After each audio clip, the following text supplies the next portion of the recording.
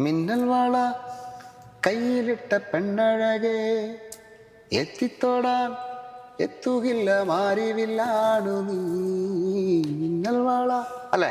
ഞാൻ സത്യം പറയാലോ, എനിക്ക് പാട്ട് ഇഷ്ടമല്ലായിരുന്നു.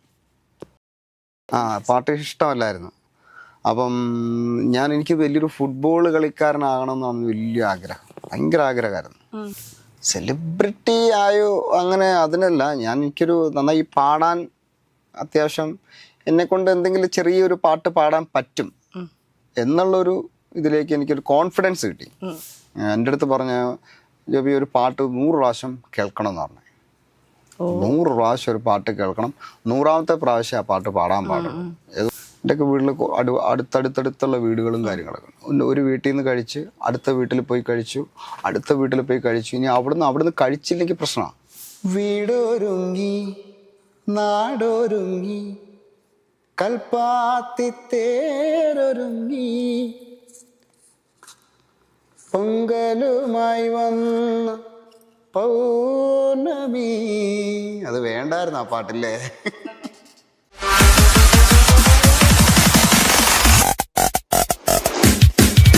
ഒരു കാലത്തെ മലയാള ടെലിവിഷൻ സ്ക്രീനിൽ നിന്ന് മലയാളികളുടെ ഹൃദയത്തിലേക്ക് കയറിയ ശബ്ദം മറ്റാരുമല്ല, ഇന്ന് നമ്മുടെ ഓണം സ്പെഷ്യൽ എപ്പിസോഡിൽ നമ്മോടൊപ്പം ചേരുന്നത് പ്രിയപ്പെട്ട ഗായകൻ ജോബി ജോൺ ആണ്. അപ്പൊ ജോബി ചേട്ടാ, സ്വാഗതം. നമസ്കാരം. ഒരുപാട് സന്തോഷം കണ്ടതിൽ. ഞാൻ വളരെ എക്സൈറ്റഡ് ആയിട്ടായിരിക്കുന്നത്, കാരണം ഞാൻ ജോബി ചേട്ടന്റെ വലിയൊരു ഫാനാണ്. കാരണം നമ്മുടെ കുട്ടിക്കാലം അല്ല, നമുക്ക് അറിയാലോ, സ്റ്റാർ സിംഗർ ഇപ്പോഴും എന്നും നമ്മുടെ മെമ്മറിയിലുള്ളൊരു ഇതാണ്. അപ്പോ ജോബി ചേട്ടാ, നമ്മൾ പറഞ്ഞു ഓണം എപ്പിസോഡാണെന്ന് പറഞ്ഞു. അപ്പൊ ഓണം എന്ന് കേൾക്കുമ്പോൾ തന്നെ ആദ്യം ജോബി ചേട്ടന്റെ മനസ്സിലേക്ക് വരുന്ന ഒരു പാട്ട്, ആ പാട്ടിൽ നിന്ന് നമുക്ക് തുടങ്ങാം. ഓണം എന്ന് പറയുമ്പോൾ നമ്മുടെ ഓണത്തിന്റെ എല്ലാ എസൻസും ഉൾക്കൊണ്ടുകൊണ്ടുള്ള ഒരു പാട്ട്. ഞങ്ങളൊക്കെ സാധാരണ ഓണം പ്രോഗ്രാംസിനൊക്കെ ഞങ്ങൾ സ്റ്റാർട്ട് ചെയ്യുന്നതിന് ഒരു പാട്ട് പാടിയാണ്. എനിക്ക് ആ പാട്ട് തന്നെയാണ് ഏറ്റവും, ഓണം എന്ന് കേൾക്കുമ്പോൾ നമ്മുടെ മനസ്സിലേക്ക് പെട്ടെന്ന് വരുന്നൊരു സോങ് അതാണ്.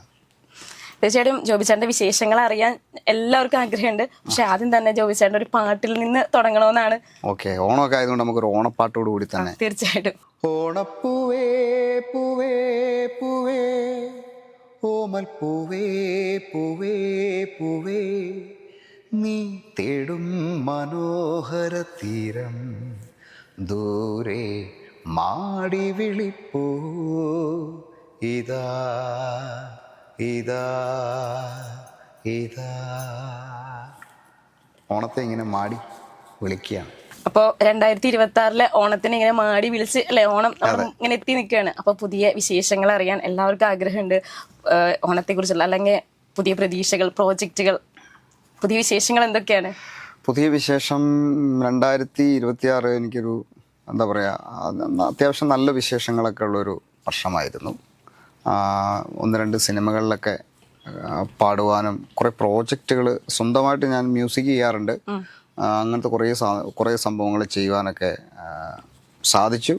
ഇപ്പോൾ ലാസ്റ്റ് ഇപ്പോൾ വന്ന് നിൽക്കുന്ന നമ്മുടെ ഗോപിച്ചേട്ടൻ്റെ ഗോപിസുന്ദറിൻ്റെ ഒരു ഈ അടുത്ത കാലത്ത് ഇറങ്ങിയ ആൻറ്റപ്പൻ്റെ അത്ഭുത പ്രവൃത്തികൾ എന്നൊക്കെ പറഞ്ഞ് പോസ്റ്റർ കണ്ടിട്ടുണ്ടാവും. അതിൻ്റെ അകത്തൊരു 2 സോങ് പുള്ളിയുടെ പാടിയായിരുന്നു. നല്ല സോങ് ആയിരുന്നു. ഫാസ്റ്റ് നമ്പർ എൻ്റെ നോർമലി ഞാൻ സിങ് ചെയ്യുന്ന അതിൻ്റെ അകത്തുനിന്ന് മാറി വേറൊരു തലത്തിലുള്ളൊരു സോങ്ങാണ്. സ്പോട്ടിഫൈയിലൊക്കെ നിങ്ങൾക്ക് കേൾക്കാം. തീർച്ചയായിട്ടും. അതായത് ഇപ്പം ജോബി ചേട്ടനെ ഓർക്കുമ്പോൾ നമുക്ക് ഒട്ടും മറക്കാത്തൊരു സംഭവം എന്ന് പറഞ്ഞാൽ ഇപ്പോഴും നമ്മൾ ഓർമ്മയിൽ നിൽക്കുന്നത് ഐഡിയ സ്റ്റാർ സിംഗർ തന്നെയാണ്. അതായത് ഇപ്പോൾ ഐഡിയ സ്റ്റാർ സിംഗർ കഴിഞ്ഞിട്ട് ഇപ്പോൾ 15 വർഷം കഴിഞ്ഞു. അപ്പോൾ 15 വർഷം കഴിഞ്ഞെങ്കിൽ കൂടി ഇപ്പോഴും ജോബി ചേട്ടൻ, അല്ലെങ്കിൽ ജോബി ചേട്ടനെ സ്നേഹിക്കുന്ന ഒരുപാട് പേരുണ്ട്. ജോബി ചേട്ടൻ്റെ പാട്ട് കേൾക്കാൻ ആഗ്രഹിക്കുന്ന ഞാൻ കണ്ടിട്ടുണ്ട്. അതായത് ഒരാളുടെ പ്രാർത്ഥനയിൽ നമ്മൾ ഉണ്ടാവുക എന്ന് പറയുന്നത് ഒരു വലിയ കാര്യമാണ്. തീർച്ചയായിട്ടും. അപ്പോൾ കാരണം നമ്മളൊക്കെ അന്ന് നേരിട്ട് കണ്ടിട്ടുള്ളതാണ്. അന്ന് ആ ഫിനാലെ ദിവസമൊക്കെ, കാരണം ഞങ്ങൾ വീട്ടിലാണ് TV ഉണ്ടായിരുന്നത്. അപ്പോൾ ഒരുപാട് പേര് അന്ന് ആ ഫിനാലെ ദിവസം വീട്ടിൽ വന്നിരുന്ന് അങ്ങനെ വലിയ കോലയിൽ ഇരുന്നിട്ട് ജോബി ചേട്ടന് വേണ്ടി പ്രാർത്ഥിക്കുന്നത് ഞാൻ നേരിട്ട് കണ്ടിട്ടുള്ള ആളാണ്. അപ്പം അങ്ങനെ അത്രയും പേരുടെ പ്രാർത്ഥനയും സന്തോഷം, സ്നേഹമൊക്കെ കിട്ടുമ്പോൾ അന്നത്തെ ആ കാലത്തിൽ ആ കിട്ടിയ ഒരു മൊമെന്റിനെ എങ്ങനെ ഇപ്പോൾ ഓർത്തെടുക്കുന്നത്? അത് എന്താ പറയുക,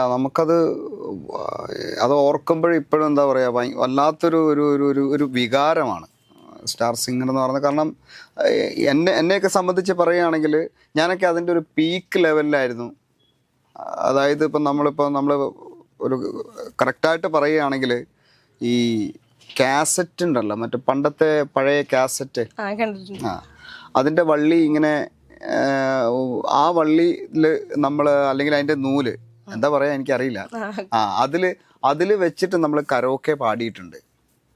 അപ്പം ആ പിന്നെ അടുത്ത പാട്ട് ഏതാണെന്ന് അറിയിച്ച് നോക്കണമെങ്കിൽ അടുത്ത ടേപ്പ് റെക്കോർഡ് ഈ സാധനം ഇട്ടിട്ട് അത് അടിച്ച് നോക്കിയതിന് ശേഷം മാത്രമാണ് അടുത്ത പാട്ടിന് അത് ഇടാൻ പറ്റത്തുള്ളൂ. മനസ്സിലായില്ലേ? അപ്പോൾ അതിൻ്റെ മീൻസ് അതിൻ്റെ ഒരു എൻഡെന്ന് വേണമെങ്കിൽ പറയാം. അതിൻ്റെ ഒരു എൻഡ്, അതായത് അത് തീരാറാകുന്ന സമയത്താണ് ഈ CD വരുന്നത്. അപ്പോൾ CD വന്നു, CDക്കകത്തേക്ക് കരോക്കെ സോങ്സുകൾ വന്നു, CD ഇടുന്നു, നമ്മൾ പാട്ടുകൾ ഇടുന്നു, പിന്നെ പെൻഡ്രൈവ് വരുന്നു, അത് പാട്ടുകൾ ഇടുന്നു. അപ്പോൾ ആ സമയങ്ങളിലൊക്കെ എന്ന് പറഞ്ഞു കഴിഞ്ഞാൽ ഈ ഡിജിറ്റൽ ഇതിലേക്ക് മാറിക്കൊണ്ടിരിക്കുകയാണ്. അപ്പം ഈ അന്നൊക്കെ എന്ന് പറഞ്ഞാൽ ഈ ഏഷ്യാനെറ്റ് പോലത്തെ ചാനലുകളൊക്കെ പേ ചാനലായിരുന്നു. നമ്മൾ വേറെ അങ്ങനെ എല്ലാ വലിയ കുടയൊക്കെ ഉള്ള വീട്ടിലൊക്കെയാണ്, അതെ, വലിയ കുടയൊക്കെ ഉള്ള വീടുകളിലൊക്കെയാണ് ഇതൊക്കെ കാണാനൊക്കെ പറ്റത്തുള്ളൂ. എന്നെ സംബന്ധിച്ച് എൻ്റെ പാട്ട് ഞാനൊക്കെ കണ്ടുകൊണ്ടിരുന്നത് വേറെ വീട്ടിൽ പോയിരുന്നിട്ടാണ് എൻ്റെ സമയങ്ങളിലൊക്കെ ഞാൻ എൻ്റെ പാട്ട് കണ്ടുകൊണ്ടിരുന്നത്. പെട്ടെന്നായിരുന്നു കേട്ടോ, ഒരു 2-3 കൊല്ലം കൊണ്ടാണ് ഇത് പെട്ടെന്ന് മാറി എല്ലാവരുടെ വീടുകളിലും ഈ TV എത്തിത്തുടങ്ങി. ഞാൻ പാടാൻ തലേ കൊല്ലം വരെ ഈ പറഞ്ഞതുപോലെ ഈ സംഭവങ്ങളൊക്കെ ഇങ്ങനെ വരുന്നതേ ഉള്ളൂ. ഇങ്ങനെ മീൻസ് അത് പെട്ടെന്നായിരുന്നു എല്ലാത്തിൻ്റെ ഒരു എന്ന് പറയാ, അത് പെട്ടെന്ന് എല്ലാവരുടെ വീട്ടിൽ TV വരുന്നു. ഈ പേ ചാനൽ മാറി പെട്ടെന്ന് ഡിഷ് TV-യിലേക്ക് എല്ലാത്തിലും വരുന്നു. വീഡിയോകോൺ, എയർടെൽ, അതുപോലെ തന്നെ മറ്റെന്താണ് അങ്ങനെയുള്ള പല സാധനത്തിലേക്കും ഈ പെട്ടെന്ന് വരുന്നു. TV-യുടെ വില പെട്ടെന്ന് തന്നെ കുറയുന്നു, പെട്ടെന്ന് എല്ലാവരും TV വാങ്ങുന്നു.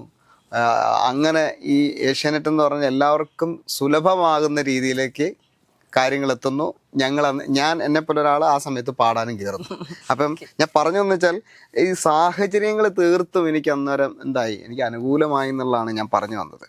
പെട്ടെന്ന് വന്നപ്പോഴത്തേക്ക് എല്ലാവരുടെ ഇടയിലേക്ക് പെട്ടെന്ന് എനിക്ക് എത്തിപ്പെടാൻ വേണ്ടി പറ്റി. കാരണം ഇന്നത്തെ പോലെ സോഷ്യൽ മീഡിയ അല്ല.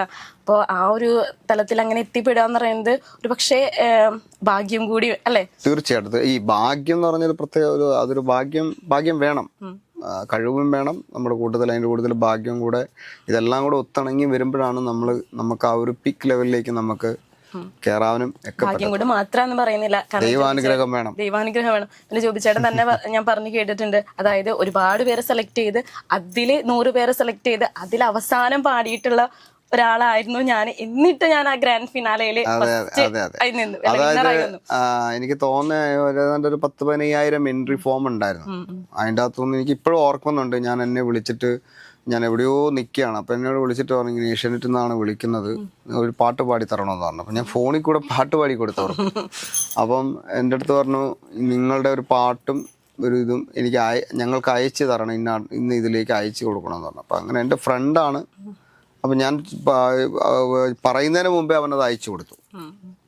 അങ്ങനെ പിന്നെ രണ്ടാമത് കോഴിക്കോട് മഹാറാണി ഹോട്ടലിൽ വെച്ചിട്ട് നമ്മൾ സെലക്ഷന് വേണ്ടി പോകുന്നതും, അവിടുന്ന് ഒത്തിരി പേരുടെ സെലക്ഷൻ കഴിഞ്ഞതിന് ശേഷം പിന്നെ എറണാകുളത്ത് വന്നിട്ട് അടുത്ത സെലക്ഷൻ, അത് കഴിഞ്ഞിട്ട് ട്രിവാൻഡ്രത്ത് ഫൈനൽ സെലക്ഷൻ, അത് കഴിഞ്ഞിട്ട് ഏറ്റവും ഫൈനൽ സെലക്ഷനൊക്കെ കഴിഞ്ഞിട്ട് ഞാൻ 50ാമത്തെ ആളായിട്ടാണ് പാടുന്നത്. അത് നമ്മളെ സംബന്ധിച്ച് ഞാൻ സമയത്ത് ഈ ഗാനമേളകളിലൊക്കെ സ്ഥിരമായിട്ട് പാടിക്കൊണ്ടിരിക്കുന്ന സമയമായിരുന്നു. അപ്പോൾ അന്നൊക്കെ നമ്മുടെ പേയ്മെൻ്റ് എന്ന് പറയുന്നത് കഴിഞ്ഞാൽ നമുക്ക് 600 രൂപ 700 രൂപയ്ക്കായിരുന്നു അന്ന് പേയ്മെൻറ്റ്.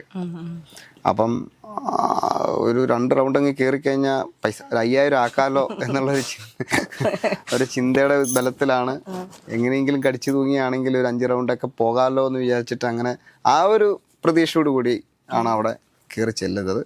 പക്ഷേ നമുക്ക് ആദ്യത്തെ 2 റൗണ്ട് കഴിഞ്ഞ് കഴിഞ്ഞപ്പോഴത്തേക്കും നമുക്ക് ഭയങ്കര കോൺഫിഡൻസ് വർദ്ധിപ്പിച്ചു. 3ാമത്തെ റൗണ്ടിൽ ഡാൻസ് വരെ കളിക്കുന്നുണ്ട്. അപ്പം നമുക്ക് ജഡ്ജസിന്റെ കമന്റ്സും അതുപോലെ തന്നെ മറ്റുള്ള പ്രേക്ഷകരുടെ സപ്പോർട്ടും എല്ലാം കൂടെ വരുമ്പോഴത്തേക്കും നമ്മുടെ ഉള്ളിൽ തന്നെ നമുക്ക് പറ്റും എന്നുള്ളൊരു തോന്നൽ നമ്മുടെ ഉള്ളിലേക്ക് വന്നപ്പം നമ്മൾ എന്നാ പിന്നെ ഒന്ന് പരിശ്രമിച്ച് കളയാം. കാരണം അതായത് ഇപ്പോ വലിയ സെലിബ്രിറ്റികളോ ഒന്നും ഇല്ലാത്തൊരു നാട്ടിൽ അല്ലെങ്കിൽ ഒരു ഗ്രാമത്തിൽ നിന്ന് പോകുന്ന ഒരാളാണ്. അപ്പൊ അതിന്റേതായ ഒരു നാട്ടിൻ പുറത്തുകാരന്റെ ഒരു പേടി തീർച്ചയായിട്ടും എനിക്കറിയില്ല എങ്ങനെയാണ്. കാരണം ഞാൻ നേരത്തെ പറഞ്ഞല്ലോ, ഒറ്റൊരു വാക്കി പറഞ്ഞ ദൈവാനുഗ്രഹം, അത് മാത്രമേ എനിക്ക് പറയാനുള്ളൂ. കാരണം നമ്മുടെയൊക്കെ എന്ന് പറഞ്ഞൊരു ഒരു കുഗ്രാമമാണ്. അവിടെ നിന്നും ആരും അങ്ങനെ ഈ ഒരു ഫീൽഡിലേക്കൊന്നും വന്നിട്ടില്ല. ഇപ്പം വലിയ വലിയ ആളുകളൊക്കെ ഉണ്ട് കേട്ടോ. തമിഴ് സിനിമയിലൊക്കെ വലിയ നടിമാരൊക്കെ വരെ ഉണ്ട് ഞങ്ങളുടെ നാട്ടിൽ നിന്ന്. അപ്പം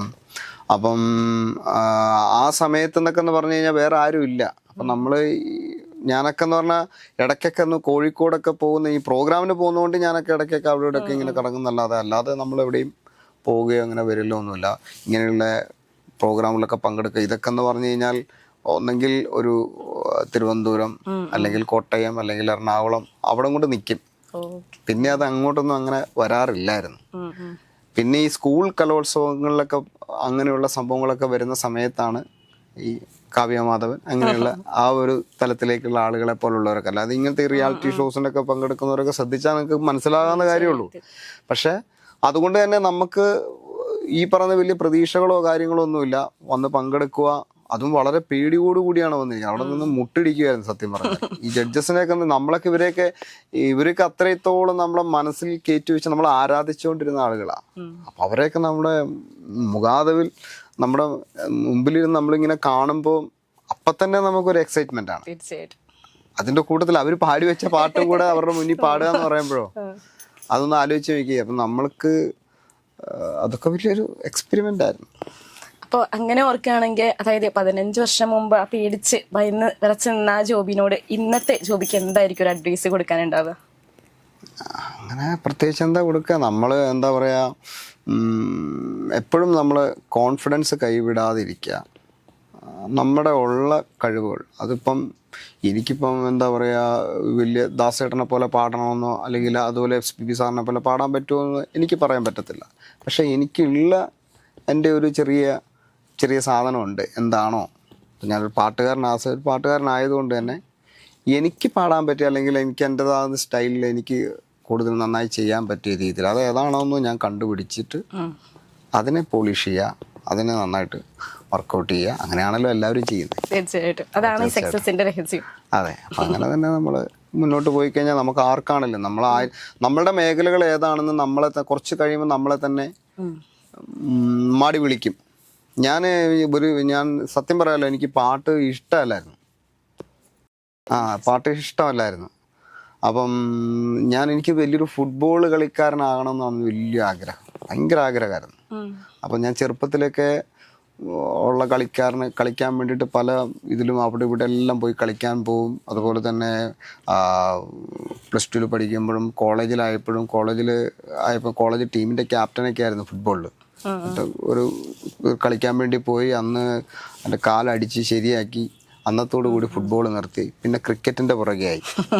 അപ്പം അന്നേരമൊക്കെ ഈ പാട്ടുള്ളിൽ കിടപ്പുണ്ട്. പക്ഷെ പാട്ട് നമ്മൾ അന്നേരം ഒന്നും അങ്ങനെ സീരിയസ് ആയിട്ട് കാണുന്നില്ല. പാട്ട് പഠിച്ചിട്ടുമുണ്ട്. അപ്പം എന്നാൽ മത്സരം വരുമ്പോൾ ഞാൻ അതിന് മത്സരത്തിന് വേണ്ടി പ്രിപ്പയർഡ് ആവും, പോയി മത്സരത്തിൽ പങ്കെടുക്കും, പ്രൈസും കിട്ടും. പക്ഷേ എന്നാലും പാട്ടിനോട് അന്നൊക്കെ എന്ന് പറഞ്ഞാൽ പാട്ടിന് വേറൊരു തലമായിരുന്നു.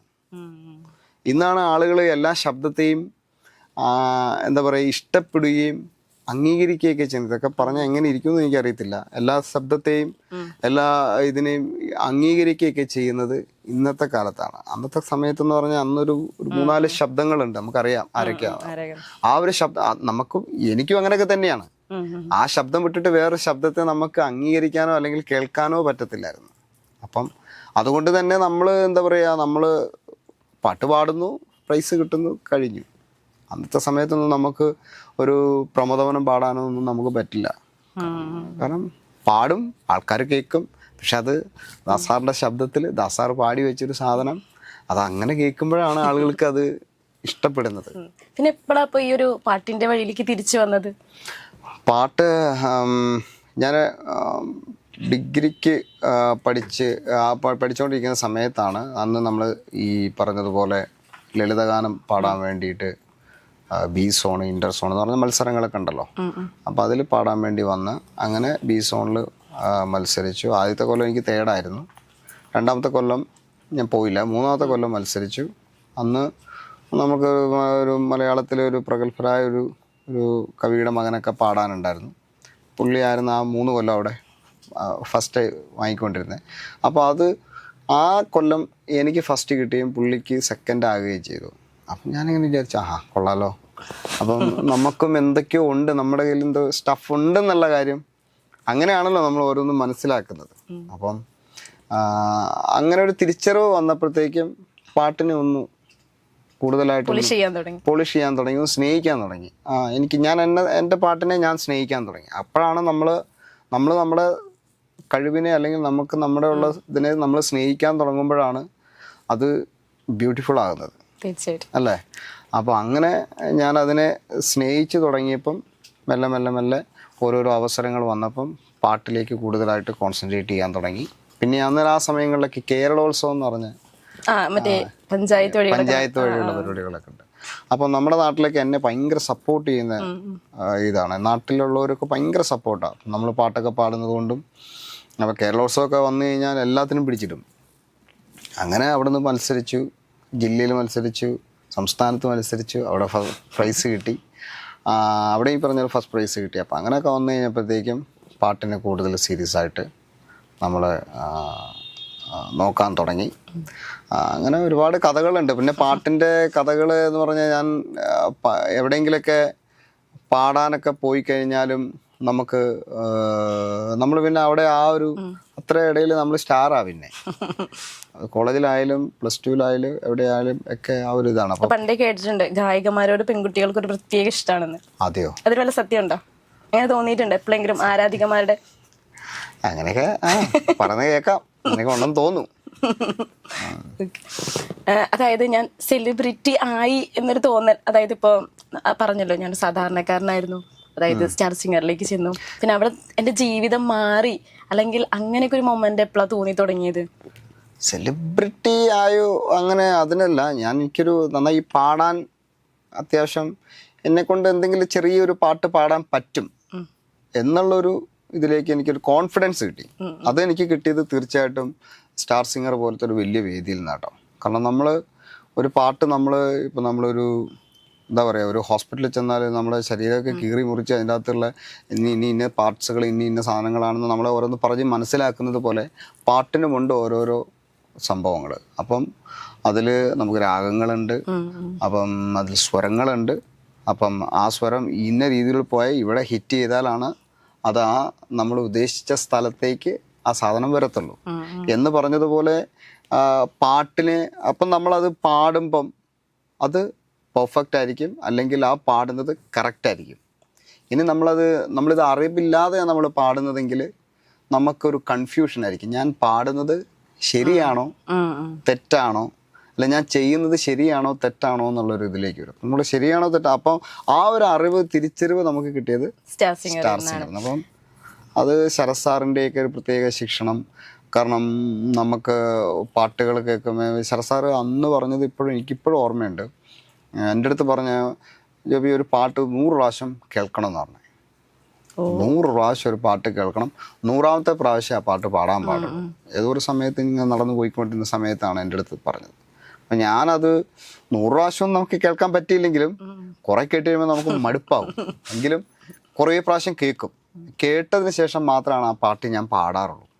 എൻ്റെ ഒരു ഗുണം എന്താണെന്ന് വെച്ച് കഴിഞ്ഞാൽ അപ്പം നമുക്ക് അത് തീർത്തും നമുക്ക് ഒപ്പിയെടുക്കാൻ, അല്ലെങ്കിൽ നമുക്കത് തീർത്തും ഒപ്പിയെടുക്കാൻ വേണ്ടി പറ്റും. അല്ലെങ്കിൽ നമ്മൾ പല സാധനങ്ങൾ അതിൻ്റെ അകത്തുള്ള പല നല്ല നല്ല സാധനങ്ങളും അത് നമ്മുടെ കയ്യിൽ നിന്ന് റിമൂവ് ആയി പോകും.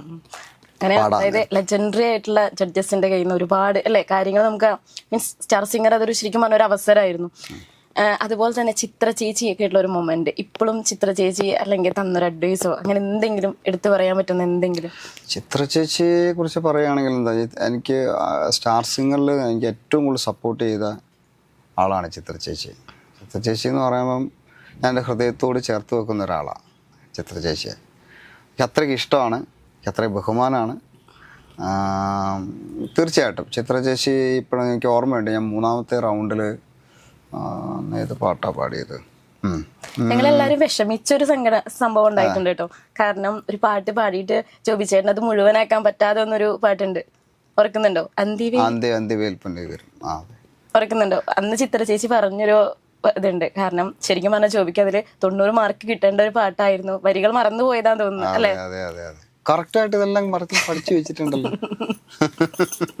ഞാൻ പാടുന്ന സമയത്ത് ഞാൻ 10ാം കണ്ടിട്ടുണ്ടോ? കണ്ടിട്ടുണ്ട്. അതല്ലേ പറഞ്ഞ ആ ഫിനാലേക്ക് ഇപ്പോഴും എന്റെ ഓർമ്മയിലുണ്ട്. കാരണം അന്ന് ശ്രീനാഥേട്ടനൊക്കെ എനിക്ക് ഇഷ്ടമുണ്ട്. കാരണം വിജയുടെ പാട്ട് ഡാൻസ് ഒക്കെ എന്തായാലും ഇഷ്ടമാണ്. ഞാനും കളിച്ചായിരുന്നു ഡാൻസ് ഒക്കെ. പക്ഷെ ഫിനാലെ ദിവസം ജോബി ചേട്ടന് വേണ്ടി ഞാനും പ്രാർത്ഥിച്ച ആ കൂട്ടത്തിൽ ഞാനും ഉണ്ടായിരുന്നു. അതുകൊണ്ട് ഞാൻ അത്രയും ഇമോഷണൽ ആയിട്ട് പറഞ്ഞത്. ഓ ശരി ശരി. ഞാൻ വിചാരിച്ചത് ഇങ്ങനെ ഇത്ര കൃത്യമായിട്ട് ഇങ്ങനെ പറയുന്നതെന്ന്. കാരണം ഇത്രയും വർഷമായില്ലേ, 10-15 വർഷമായില്ലേ. അപ്പം കാരണം ഇന്നും മീൻസ് അതായത് ആ സ്റ്റാർ സിംഗറിലെ ഓരോരുത്തരും ഓർമ്മിക്കപ്പെടുന്നുണ്ട്. പക്ഷെ ഇപ്പോഴത്തെ സോഷ്യൽ മീഡിയയിൽ ഇപ്പോൾ ഇടയ്ക്കിടയ്ക്ക് വന്നു പോകുന്ന ആൾക്കാരെക്കാളും ഇന്നും നിങ്ങളെല്ലാവരും എല്ലാവരുടെയും മനസ്സിലുണ്ട്.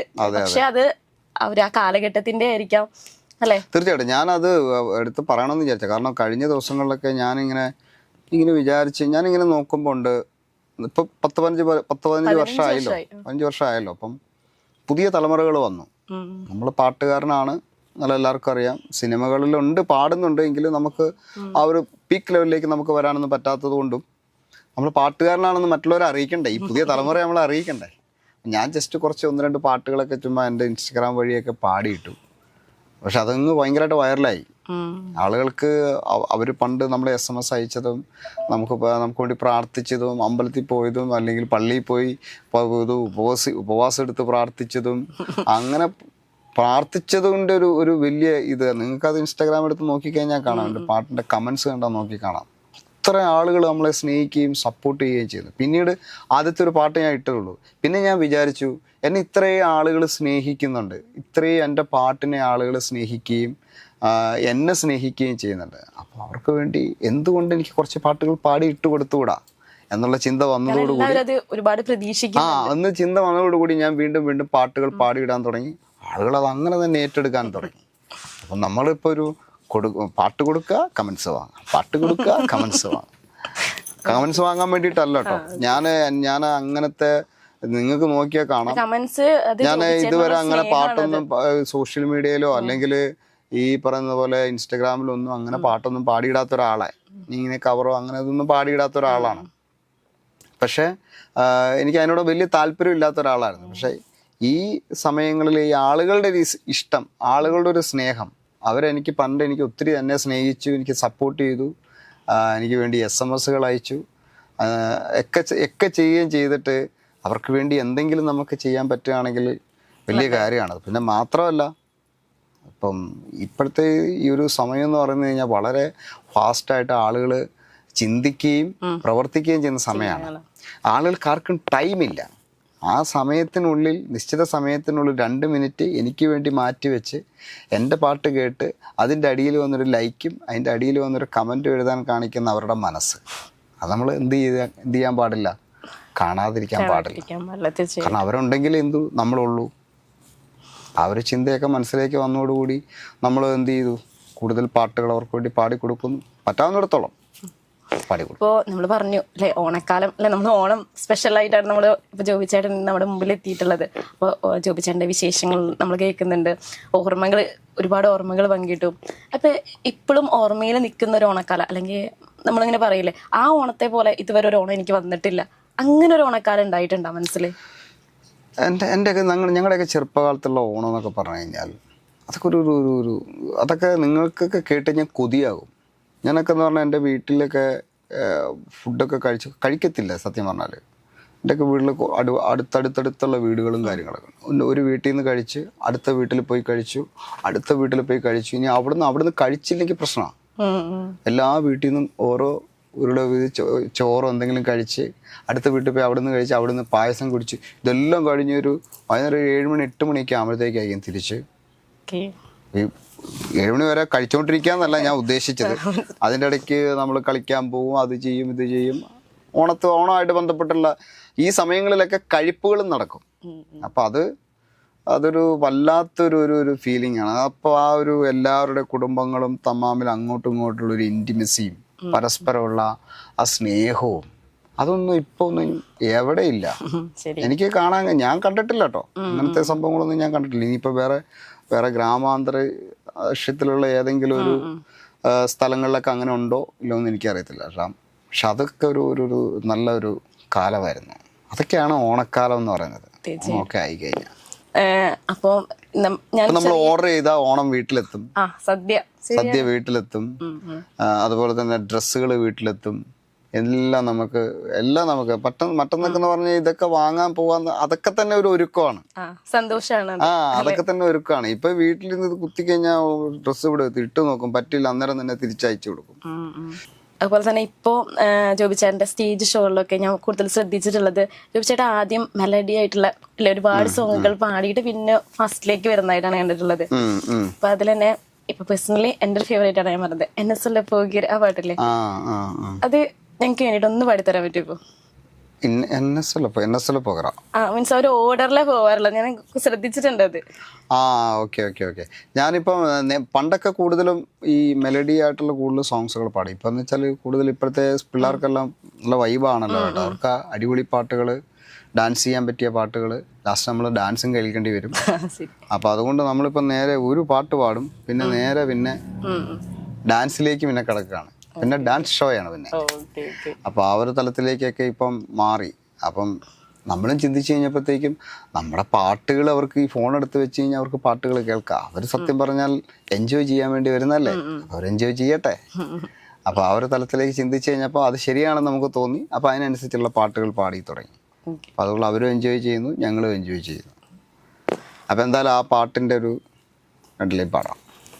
ഇതയമൊരു കണ്ണാടി ഉനതു ബിംബം വിഴുந்த തടി இதுதான சொந்தம் இதயம் சொன்னதடி கண்ணாடி விம்பக்கற்று கை ஒன்றுமில்லையடி கண்ணாடி ஊஞ்சல் விம்பமானதடி நீ ஒன்று சொல்லடி பெண்ணே இல்லை இன்று கொல்லடி கண்ணே இந்த வாழ்கையில மொத்தம் விழுவிழும்பிலன்னு துரத்தாதே உயிர் கரையிலாது இல்லை இல்லை சொல்ல ஒரு கணம் போதும் இல்லை இன்று சொல்லை தாங்குவதென்ற இன்னும் இன்னும் எனக்கு ஒரு ஜென்மம் வேண்டும் என்ன சொல்ல போகிறா என்ன சொல்ல போகிறா என்ன சொல்ல போகிறா என்ன சொல்ல போகிறா நியாயமா நியாயமா என்ன சொல்ல போகிறா என்ன சொல்ல போகிறா மௌனமா മൗനമാ. താങ്ക് യു അടിപൊളിയായിട്ടുണ്ട്. നമുക്കിനി കുറച്ച് ഗെയിമിക്ക് പോയാലോ? ചെറിയ ഫണ്ണായിട്ട്. അതായത് ഞാൻ കുറച്ച് ഇമോജി കാണിച്ചു തരാം. അത് ഏത് പാട്ട് വന്നിട്ട് ഗസ് ചെയ്യണം, എന്നിട്ട് ചോദിച്ചേട്ട ശബ്ദത്തിൽ ഞങ്ങൾക്കത് കേൾക്കണം. അത് ഏത് പാട്ടാണെന്ന് ഗസ് ചെയ്യണം. അയ്യോ, ഇത് മറ്റേതല്ലേ? മിന്നൽ. മിന്നൽ വള കയ്യിലിട്ട പെണ്ണഴക. മിന്നൽ വള കിട്ടിയാ? മിന്നൽ വള കയ്യിലിട്ട പെണ്ണഴകേ എത്തിത്തോടാൻ എത്തുകില്ല മാറിവില്ലാണു നീ. മിന്നൽ വള അല്ലേ? അതന്നെ കറക്റ്റ് ആയിട്ട് ഗസ് ചെയ്ത്. അടുത്ത ഇമോജി കാണിക്കട്ടെ എന്നാ. കണ്ണ്, മണി, ഫ്ലവർ. ക്ലൂ വേണോ? ക്ലൂ ഇല്ലാണ്ട് പിന്നെ എങ്ങനെയാ? ലാലേട്ടന്റെ കണ്ണിനുള്ളിൽ നീ കൺമണി. അത് വരില്ലല്ലോ അല്ലേ? അന്നജിമാടിയെ ഫ്ലവർ ഉണ്ട്. ഒരു ക്ലൂ കൊടുത്താ. ലാലേട്ടനും ശോഭനമേമും പടുത്തിറങ്ങിയൊരു മൂവിത്തെയാണ്. ഇതേ കൂടുതൽ എനിക്ക് ക്ലൂ തരാമല്ല. തുടരിലെ പാട്ടല്ലേ? അയ്യോ, അതേതായിരുന്നു പാട്ട്? നോക്ക് ഇമോജി ഗസ്. ആ പാട്ട് എനിക്കറിയായിരുന്നു. തുടരിലെ പാട്ടല്ലേ? കൺമണിപ്പൂവേ കണ്ണാടിപ്പൂവേ പൂവേ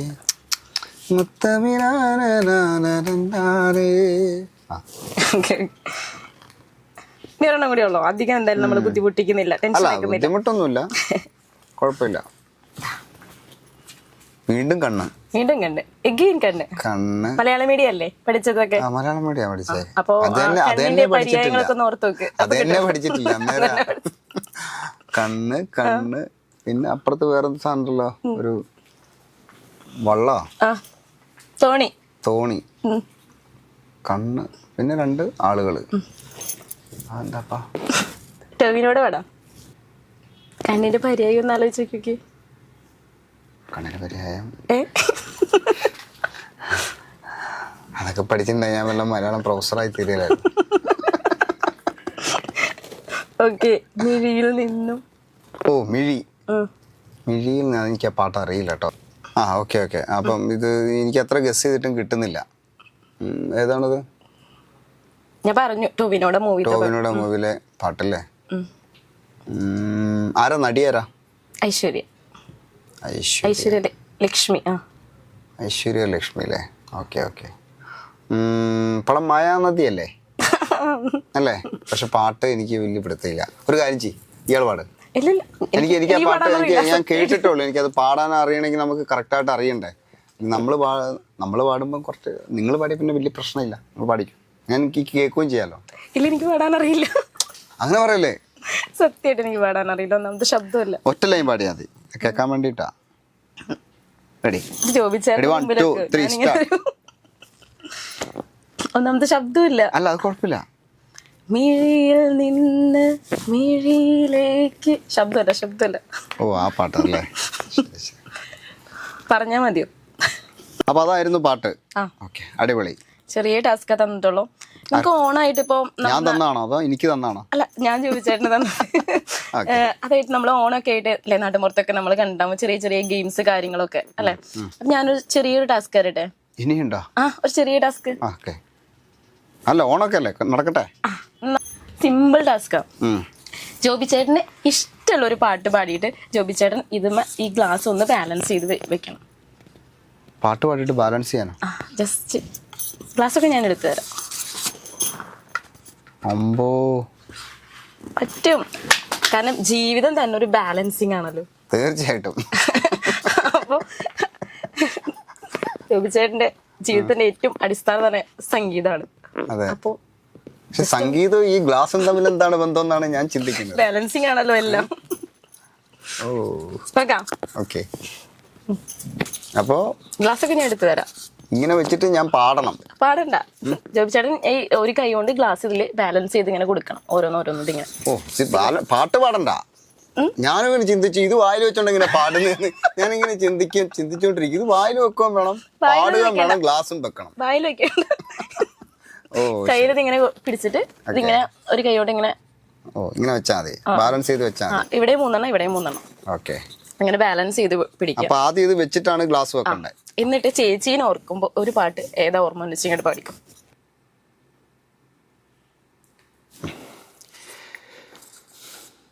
വീടൊരുങ്ങി നാടൊരുങ്ങി കൽപ്പാത്തി തേരൊരുങ്ങി പൊങ്കലുമായി വന്ന പൗർണമി. അത് വേണ്ടായിരുന്നു ആ പാട്ടില്ലേ? കയ്യിൽ കുപ്പി വളയുടെ കാലിൽ പാദസരത്തിൻ്റെ താളം അഴകായി ഇനിയും പ്രണയം കുളിരുന്നു. പിച്ച വച്ച നാൾ മുതൽ കോന്നി എൻ്റെ സ്വന്തമായി ആശ കൊണ്ട് കൂടുകൂട്ടി ഞാൻ ഇഷ്ടം കൂടി എന്നും പിച്ച വച്ച നാൾ മുതൽ കോന്നി. സമ്മാനമാണ് കേട്ടോ. അടിപൊളി നൈസ് ആയിട്ടുണ്ട്. എന്തായാലും നമ്മൾ സമ്മാനം തന്നിരിക്കും. ഇന്നും ജോബി ചേട്ടനെ തിരിച്ചറിയുന്നത് സ്റ്റാർ സിംഗറിലെ ജോബി മീൻസ് അങ്ങനെ, അല്ലെങ്കിൽ ഇപ്പൊ മറ്റുള്ള ഒരാൾ വന്നിട്ട് സ്റ്റാർ സിംഗറിലെ ജോബി അല്ലേ എന്നങ്ങനെ വന്ന് പറയുമ്പോൾ സന്തോഷമാണോ തോന്നാറ്? അല്ലെങ്കിൽ ഞാനിപ്പോ പിന്നണി ഗായകനാണ് അല്ലെ, ഞാൻ അതിൽ കൂടുതലൊക്കെ ചെയ്തില്ലേ, അങ്ങനെ ഒരു തോന്നൽ എപ്പോഴെങ്കിലും ഉണ്ടായിട്ടുണ്ടോ? ഇല്ല, ഒബ്വിയസ്ലി നമ്മൾ തീർച്ചയായിട്ടും നമുക്ക് സ്റ്റാർ സിംഗർ കഴിഞ്ഞിട്ട് എന്തുള്ളൂ.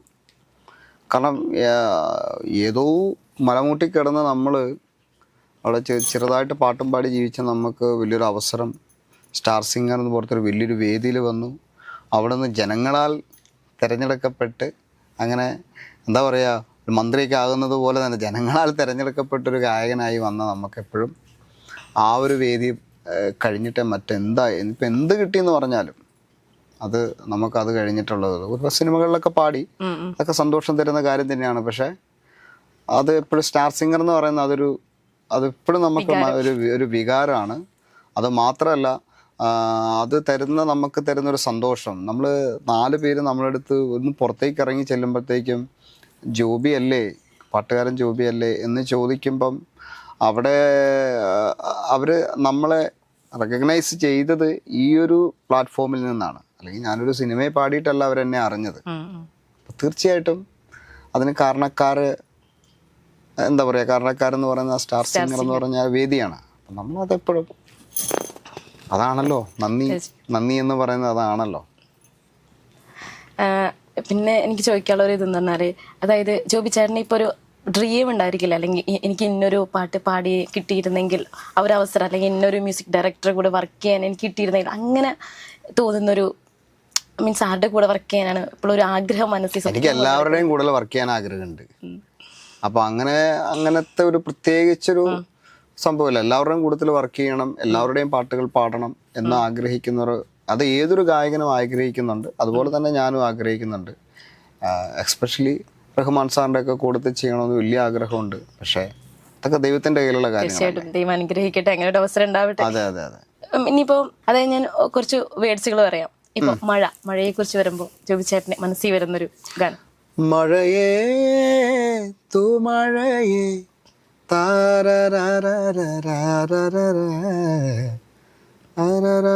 മഴയേ മഴയേ. ഒരുപാട് പാട്ടുകളുണ്ട്. മഴ. പ്രണയം. പ്രണയിക്കുകയായിരുന്നു നാം ഓരോരോ ജന്മങ്ങളിൽ. പോരെ.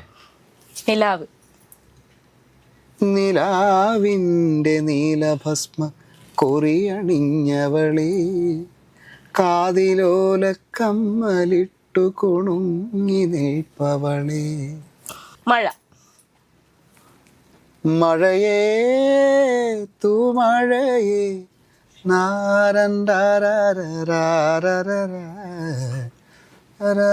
പിന്നെ മഴയേ മഴയേ തരരാരര. മഴയുടെ ഇഷ്ടം പോലെ പാട്ടുണ്ട്. നിലാവ്. നിലാവേ മായുമോ തരാരര. പിന്നെയുണ്ട് നിലാവിൻ്റെ നീലഭസ്മ കൊറിയണിഞ്ഞവളെ, കാതിലോല കമ്മലിട്ടു കുറുങ്ങി നിൽപ്പവളെ. അമ്മ. അമ്മ.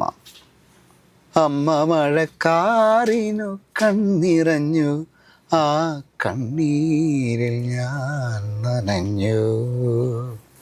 കന്നിവയിൽ പാടത്ത്.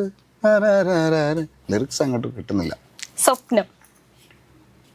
സ്വപ്നങ്ങളൊക്കെയും പങ്കുവയ്ക്കാൻ, ദുഃഖഭാരങ്ങളും പങ്കുവയ്ക്കാൻ. സ്വപ്നം ത്യജിച്ചാൽ സ്വർഗം ലഭിക്കും. കുറെ പാട്ടുകളുണ്ട്. സ്വപ്നമൊരു ചാക്ക്, തലയിലൊരു താങ്ങിയൊരു പോക്ക്, തരരരരരരരരരറ്റ് ഇവന് വഴികാട്ട്. ഇനിയിപ്പോ നമ്മള് വേടല്ലേ പറഞ്ഞത്, പെട്ടെന്ന് ഒരു വാക്ക് പറയട്ടെ. വാ. വാ വാ മനോരഞ്ജിനി സുരാംഗണി സൂപ്പർ സുരസുന്ദരി, നളചരിതം കഥയിലതമായന്തിയോ ആകുന്തളയോ തനനരൻ മധുപാത്രമോ. അഹം മനോരഞ്ജിനി. വാ വാ. ഓക്കെ, അടിപൊളി. വളരെ മനോഹരമായിട്ട് എനിക്ക് പാടി തന്ന്. കാരണം ഇപ്പോഴും ജോബി ചേട്ടന്റെ പാട്ടും വിശേഷങ്ങളൊക്കെ കേൾക്കാം. ഒരുപാട് പാടുന്ന എനിക്ക് തോന്നുന്നില്ല, പല സ്ഥലത്തും ലിറിക്കൊക്കെ മുറിഞ്ഞു നിങ്ങൾ പെട്ടെന്ന് ചോദിക്കുന്നോണ്ട്. ഇല്ല, എന്നാലും അത്രയും ഇതാണെങ്കിലും ജോബി ചേട്ടൻ നമുക്ക് വേണ്ടിയിട്ട് വളരെ മനോഹരമായിട്ട് തന്നെ ചെയ്തിട്ടുണ്ട്. പിന്നെ തന്നെ മാത്രമല്ല, നമുക്ക് ഈ എല്ലാ പാട്ടും പാടാനുള്ള സമയവും ഇല്ല, കാര്യങ്ങളൊക്കെ സംസാരിക്കാൻ. തീർച്ചയായിട്ടും. ഇപ്പൊ ഒരു ചെറിയ സിംഗറായി മാറുക മാത്രല്ല ചെയ്തത്, ഇന്നും മലയാളികൾ ഒരുപാട് നെഞ്ചോട് ചേർത്ത് പിടിച്ചൊരു ശബ്ദത്തിനുടമയാണ് നമ്മുടെ മുമ്പിലിരിക്കുന്നത്. ഒരുപാട് വിശേഷങ്ങളും ഓർമ്മകളും നമ്മൾ ജോബി ചേട്ടന്റെ കേട്ടു. അപ്പോൾ ജോബി ചേട്ടന്റെ ഇനിയും അതായത് ഇപ്പോൾ ഈ ഒരു ഓണക്കാലത്ത് ജോബിച്ചേട്ടൻ്റെ പാട്ട് കേൾക്കാൻ നമുക്ക് എല്ലാവർക്കും ആഗ്രഹമുണ്ട്. അപ്പോൾ ജോബിച്ചേട്ടൻ്റെ പാട്ടോട് കൂടി തന്നെ നമുക്ക് ഈ ഒരു എപ്പിസോഡ് വൈൻഡപ്പ് ചെയ്യാം. അതിന് മുമ്പായിട്ട് ഒരു കാര്യം പറയട്ടെ, ഇനിയും ജോബിച്ചേട്ടനെ അറിയാം, നമുക്ക് ഒരുപാട് ഉയരങ്ങളിലെത്താൻ സർവീശ്വരൻ അനുഗ്രഹിക്കട്ടെ എന്ന് ആത്മാർത്ഥമായിട്ട് ആഗ്രഹിച്ചുകൊണ്ട് ജോബിച്ചേട്ടൻ്റെ ഒരു പാട്ടോട് കൂടി നമ്മൾ ഈ ഒരു എപ്പിസോഡ് വൈൻഡപ്പ് ചെയ്യാണ്. അപ്പോൾ ജോബിച്ചേട്ടാ എന്താ പറയാനുള്ളത്? Thank you so much. എന്താ പറയുക, സാധാരണ ഇൻ്റർവ്യൂവിലൊക്കെ നമ്മൾ ചെല്ലുമ്പം കുറേ പാട്ടുകളൊക്കെ പാടി അങ്ങനെ നമ്മൾ ആ ഒരു എന്താ പറയുക, ഒരു അങ്ങോട്ട് പറയുക. പക്ഷെ അതിൻ്റെ അകത്ത് നിന്നൊക്കെ വ്യത്യസ്തമായി എനിക്കൊരു വ്യത്യസ്ത അനുഭവം ഇവിടെ ഫീൽ ചെയ്തു. കുറേ ഗെയിമൊക്കെ വന്ന് നമ്മളെ പരിമിതമായ സൗകര്യത്തിൽ നിന്നുകൊണ്ട് നമ്മൾ ഗെയിംസൊക്കെ കളിച്ചു. എനിക്ക് ഭയങ്കര ഒരു എന്താ പറയുക, ഒരു ഭയങ്കര ഫണ്ണി ആയിട്ട് എനിക്ക് ഭയങ്കര രസമായിട്ട് തോന്നി. അപ്പോൾ അത് എന്നും ഞാൻ ഈ ഇൻ്റർവ്യൂ ഓർത്ത് വെക്കും. Thank you. ഒരിക്കൽ കൂടി എന്താ പറയുക, എല്ലാ പ്രേക്ഷകർക്കും എൻ്റെ ഹൃദയം നിറഞ്ഞ ഓണാശംസകൾ അറിയിക്കുകയാണ്. നിങ്ങൾക്കും എൻ്റെ ഹൃദയം നിറഞ്ഞ ഓണാശംസകൾ. വാലിട്ടു കണ്ണെഴുതി വെള്ളോട്ടു വളയണിഞ്ഞ് ഒരു നാൾ നീയൻ അന്തർജനമാകും. വാലിട്ടു കണ്ണെഴുതി വെള്ളോട്ടു വളയണിഞ്ഞ് ഒരു നാൾ നീയൻ അന്തർജനമാകും. കൺമണി തിങ്കളേ നിൻ കളങ്കം, കൺമണി തിങ്കളേ നിൻ കളങ്കം. കാശ്മീര കുങ്കുമമാകും, നീ സുമംഗലയാകും. ദീർഘസുമംഗലയാകും.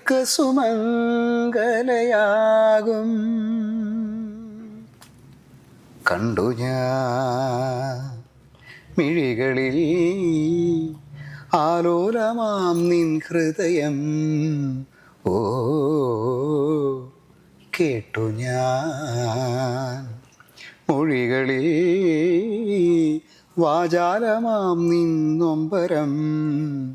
ഓ ഗോപുരപ്പൊൻകോടിയിൽ അമ്പലപ്രാവിൻ മനം പാടുന്നൊരാരാധന മന്ത്രം പോലെ കേട്ടു ഞാൻ മൊഴികളിൽ വാചാലമാം നിന്നൊമ്പരം.